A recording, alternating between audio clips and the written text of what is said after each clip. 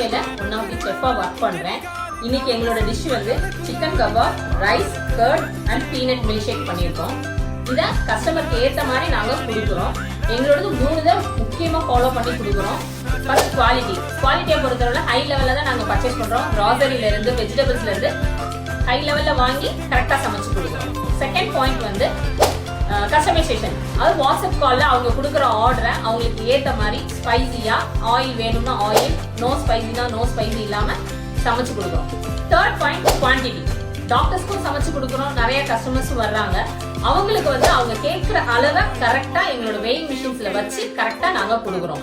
நம்ம வந்து வீட்டு ஃபுட்டு சாப்பிடணும்னு ரொம்ப நினைப்போம். வெளியில் ஒர்க் பண்ணுறவங்க வந்து ரொம்ப ஹெவி ஷெட்யூலில் இருப்பீங்க. இதை சமைக்கணும், இதை சமைக்க முடியாது, இல்லை வெளியே ஆர்டர் பண்ணலாமா வேணாமா, எங்கே ஆர்டர் பண்ணலாம் நீங்கள் யோசிக்கும் போது இந்த ஃபிட்ஸ்வே நீங்கள் காண்டாக்ட் பண்ணலாம். தைரியமாக காண்டாக்ட் பண்ணலாம். நோ ஆயில், நோ ஸ்பைசி சொன்ன நாங்கள் அந்த 3 ஸ்டெப்பும் கன்ஃபார்மாக இருக்கும்.